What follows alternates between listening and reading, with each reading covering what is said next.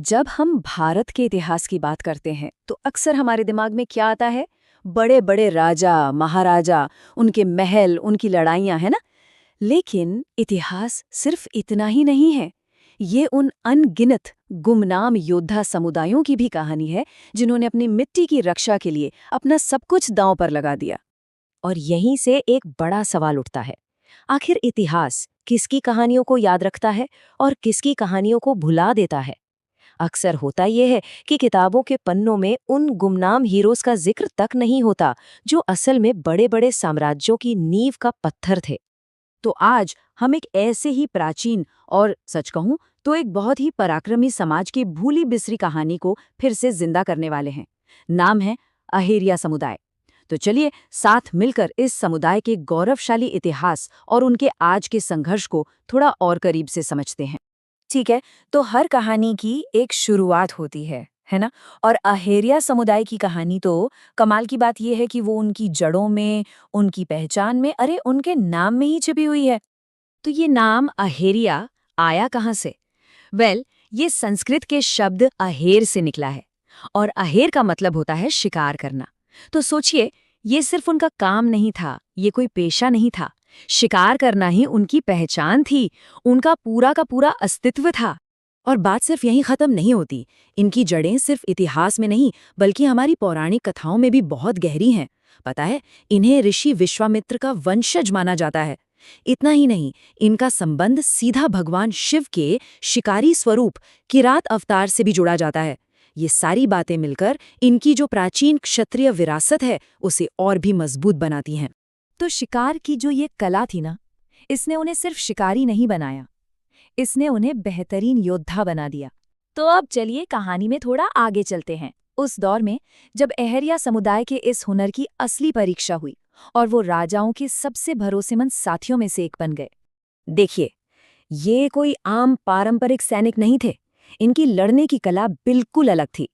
ये उस्ताद थे गुरिल्ला युद्ध के, जिसे हम छापामार युद्ध कहते हैं। मतलब घात लगाकर, छिपकर हमला करना। आप कल्पना कीजिए, घने जंगलों के अंधेरे में दुश्मन के लिए ये एक ऐसा खतरा थे जिसे देखा नहीं जा सकता था। और उनकी इसी कमाल की क्षमता के कारण बड़े बड़े राजा उन्हें अपनी सेना में खास रणनीतिक रोल देते थे। और अगर ये जानना हो कि इनका योगदान कितना बड़ा था, तो इसका सबसे अच्छा उदाहरण मिलता है महाराणा प्रताप के संघर्ष में। सब जानते हैं कि जब महाराणा प्रताप जंगलों से मुगलों के खिलाफ लड़ रहे थे, तब कौन थे उनके साथ? यही अहेरिया और भील समुदाय थे, जिन्होंने न सिर्फ उन्हें रसद पहुंचाई बल्कि दुश्मन की सारी खुफिया जानकारी भी लाकर दी। सोचिए, ये उनकी वफादारी और उनकी स्ट्रेटेजिक इंपॉर्टेंस का कितना बड़ा सबूत है। लेकिन जैसा कि अक्सर कहानियों में होता है, एक मोड़ आता है, एक अंधेरा मोड़। अहेरिया समुदाय के लिए ये मोड़ आया ब्रिटिश राज के साथ, और ये उनके इतिहास का शायद सबसे स्याह, सबसे अंधकारमय अध्याय साबित हुआ। जरा इस टाइमलाइन पर नजर डालिए। 1857 से पहले ये सम्मानित योद्धा थे, राजाओं के सहयोगी थे। लेकिन फिर आया 1857 का महान विद्रोह। इन्होंने अंग्रेजों का जमकर विरोध किया, और इसका नतीजा, उन्हें बेरहमी से कुचलने के लिए एक बहुत ही क्रूर कानून लाया गया, क्रिमिनल ट्राइब्स एक्ट। बस इस एक कानून ने रातों रात पूरे के पूरे समुदाय पर जन्मजात अपराधी होने का ठप्पा लगा दिया। ये सिर्फ एक ठप्पा नहीं था, ये उनकी पहचान, उनकी इज्जत, उनकी आजीविका, उनके पूरे सामाजिक ताने बाने को खत्म करने की एक सोची समझी साजिश थी। ये जो सामने दिख रहा है ना, ये उस कानून के भयानक असर को दिखाता है। कहाँ तो वो रणनीतिक सहयोगी थे, जंगल के रक्षक थे, और कहाँ उन्हें अपराधी बना दिया गया, अधिकारों से वंचित कर दिया गया, कलंकित कर दिया गया।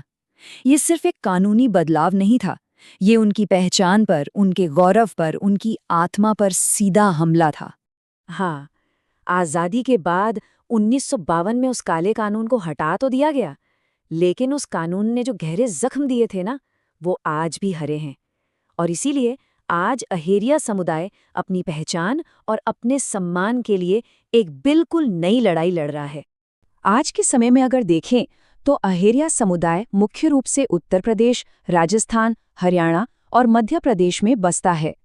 लेकिन कड़वी सच्चाई ये है कि उस आपराधिक जनजाति वाले कलंक से आज़ादी मिले दशकों बीत चुके हैं। फिर भी वे विकास और अवसरों की दौड़ में कहीं न कहीं पीछे छूट गए हैं। लेकिन कहते हैं ना, एक योद्धा कभी हार नहीं मानता।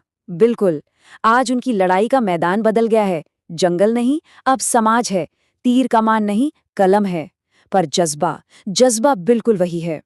आज शिक्षा, सरकारी नौकरियों में जगह और राजनीतिक प्रतिनिधित्व उनके सबसे बड़े हथियार हैं। और इन्हीं हथियारों के दम पर वे अपने हक की, अपनी संस्कृति को बचाने की लड़ाई लड़ रहे हैं।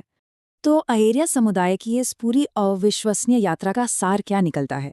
मेरे हिसाब से ये तीर से कलम तक के एक बहुत ही प्रेरणादायक सफर की कहानी है। ये लाइन इस समुदाय के बदलाव की पूरी कहानी कह देती है।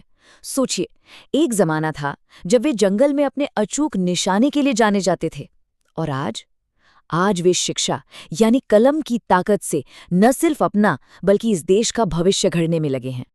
और आखिर में एक सवाल जो सोचने पर मजबूर करता है।